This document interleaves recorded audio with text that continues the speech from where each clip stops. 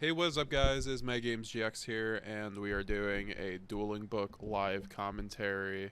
Not live commentary, this is a recording from my friend TJ. He's been on the channel before. He is currently unbranded. I'm not sure what the opponent is on, but he does get shifted game 1, and I heard that this is a pretty good game. So let's see how it is. On damage phase, we get the famous shifter. And TJ's on branded plus the illusion stuff, so it opens up Mirror Sword Knight, which is a new one that it's basically one of the starters because you can spec one from deck, and it's a quick effect in the graveyard. So we have Crossout Designator, Draw, Poly, and Branded. I'm assuming we have Designator because of the fact that we want to get around draw, because this deck in particular will lose to draw, but we just get the brand fusion off the top. We just have to assume the opponent on kashtira. If not, he is on flu or something like that. So I wanted to really feature this deck because I don't have the cards to build it myself. Obviously, we love branded around here, but I want to show off this deck. I'm gonna try to get a deck profile pretty soon of this build from one of our friends around locals, so I can at least show you guys off. So we get a Lubellion, and we send the Mercurier, which is a winged beast. We discard the draw, and then I think that was a misplay. We discard the draw, and we are going to have a Mercurier effect. Oh, it's because of Shifter. Yeah, I'm an idiot. So yeah, we're getting Mercurier effect because of Shifter. We're going to search the kit. And then Lubellion is going to make something here. Of course, Fallen of Albaz. It's going to be just a Mirror Jade, I assume. This deck is really interesting because the Chimera cards are very good. Oh no, we get Stapelia.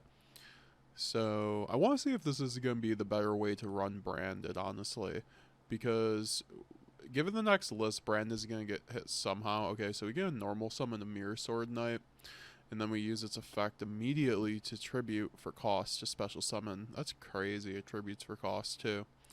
And then we get out Big Winged Berthamet, which this guy is really good too. If he's normal or special summon, you can add one level 4 Beast Monster or Chimera Fusion from your deck. And then it has the branded fusion clause. You can't special summon fusion monsters, and then if it's sent to the graveyard, you can target one illusion monster and special summon it. So it does a lot. Like that's a really good card. So we get a Gazelle the King, the mythical beast searched out, which is another extender, and then obviously we get the Chimera Fusion. We are going to set the Chimera Fusion, which is very interesting. I guess since it is a quick play, you are allowed to use on your opponent's turn, and then we pass. I'm assuming this is to try to get around Imperm, get something on the board to try to play around it. And it's interesting that he didn't go into like Mirror Jade and then Kit. So it tells me, I mean, I have the list. I guess we could maybe just profile anyways. But yeah, so anyways, he goes into Murmello. So I guess this is Traptrix. He goes into Murmello, so it completely took me off guard. Murmello normal summon happens. And we are going to see a Traptrix Holotea come out. Now Murmello obviously is just like it's the monarchs of this period. It's like you buy 3 structure decks and you can go your locals and have a decent time. We get Sarah come down, and then we reveal a parallel exceed, and we get Think on the branded. So it's gonna be interesting to see how branded ends up playing through this board. I mean, obviously it's not kashtira, but it's gonna be still interesting nevertheless. And we get a Stapelia on the exceed to prevent any exceeds plays, which is interesting. And then we get a Traptrix Arachnacampa, which is a quick effect in the hand to special summon, which is pretty good. And we're going to get a Sarah effect to try to basically when another Traptrix monster is activated, you can set one whole trap card. So he's going to set Holotea, which is the extender really of the deck. We're going to see that come down, and then Holatea, and then Murmello is going to come down. Yeah, we're just going to fast forward this, and we are going to target the cross out, since Murmello, when it is a when it's target or when it's special summon, you can pop a card, which is interesting. So he's just going to call Imperm. So there's no Imperm, but he already got rid of the one draw. I guess that means he only plays one draw, which is interesting. I mean, obviously, Branded doesn't have the room to run a whole lot on Dungeon. Then we're going to see a Chimera Fusion come down, fusing off the Baphomet and the Stapelia, plus a Gazelle King of the Mythical Claws, into a Guardian Chimera. And Guardian Chimera is really good in this deck in particular because it's a beast, and it doesn't get the it doesn't get the effect of untargetability, but you still get an easy into Guardian Chimera, which is really neat for Branded. And so we're going to see a draw 1 pop 2 come down. It goes through. And we'll see how which is good because, I mean, he draws an Imperm too, which is okay, but not great in this situation. So I'm assuming, I mean, he runs multiple Imperms, so I'm definitely going to have to deck profile this. I have the list.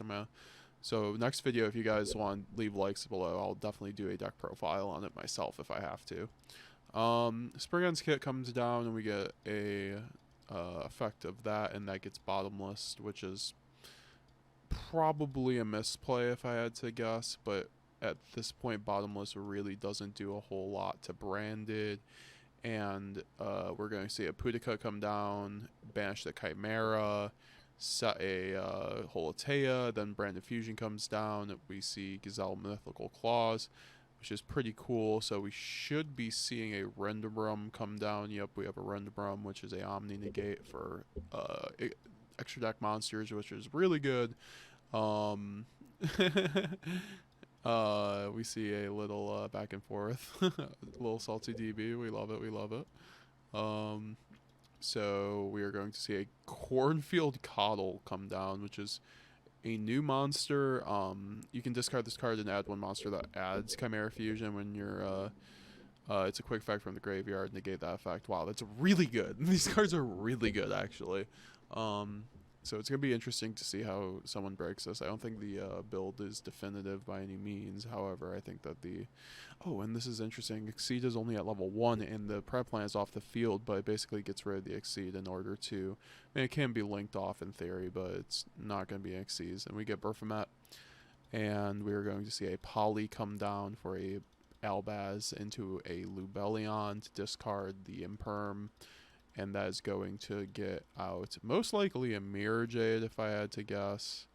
Oh no, we are going to have a Gazelle come down, or Chimera. So this guy is amazing. Recently went up a lot on the card market. 1 Beast monster, 1 Fiend monster.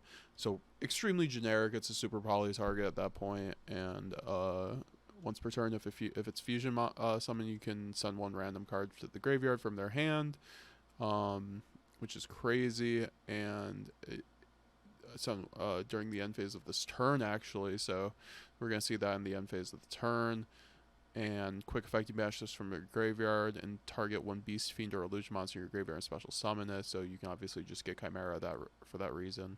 So we're going to go into battle phase and see if we can just clear some board now. Rendrum into Pudica, and then we are going to go in end phase and discard the Dionea, force discard, and then we get a draw of a we'll see what they get, but he does get the Stapelia back, which is pretty crazy. And then we see another Sarah come down.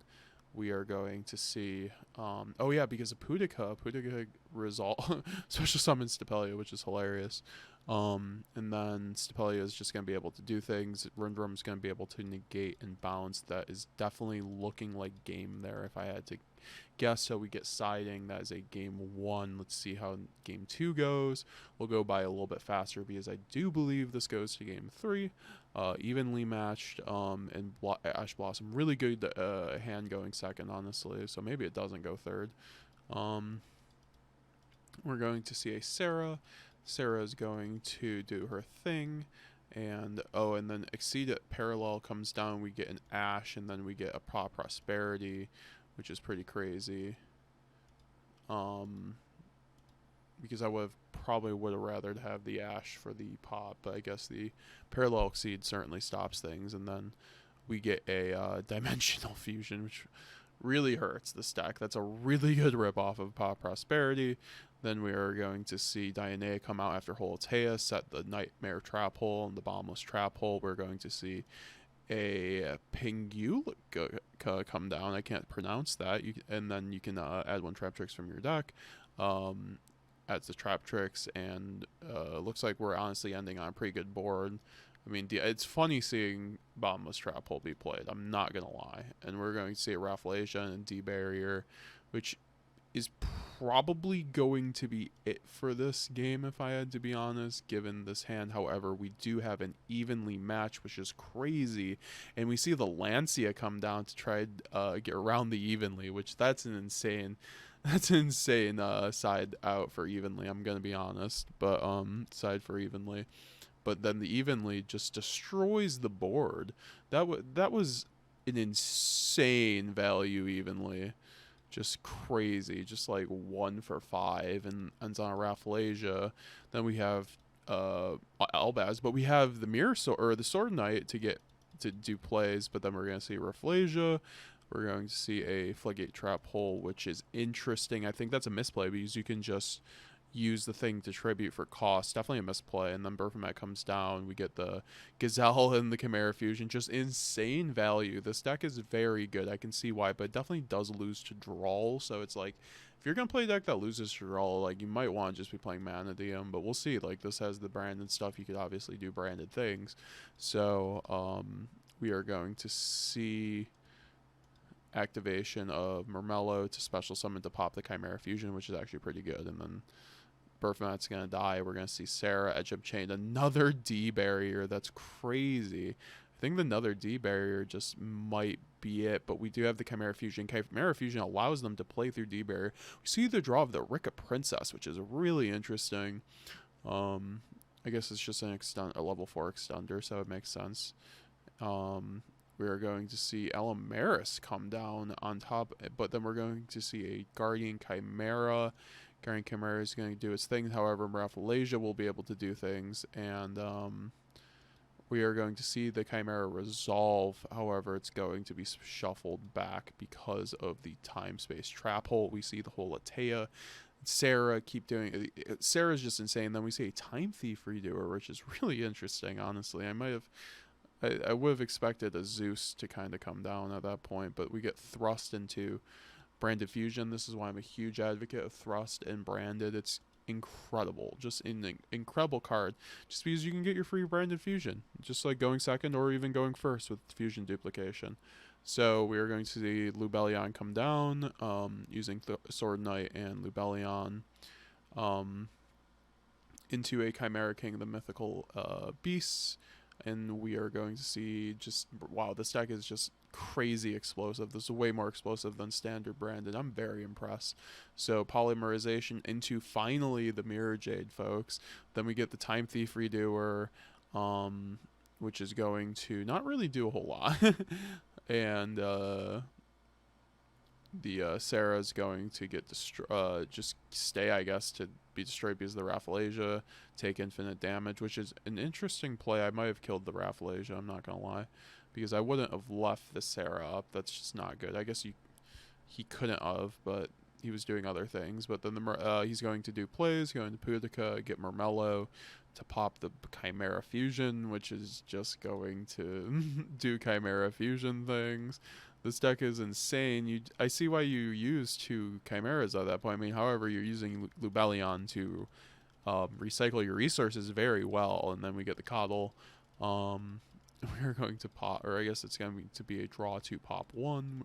No, it's we get the pop 2 with it, which is a Grave Diggers, which could have hurt, but that much least left. I really would have expected a Zeus to come down at some point by the Traptrix player, I'm going to be honest. And then the Fallen of Albaz is going to make, interestingly enough, a Sprined Iron Dash. I'm assuming that means we only run 1. Oh no, we can't go into Mirror Jade, but Sprine's very good here. With 3 extra deck slots, and that is the duel. I guess that is a 2-0 for the branded.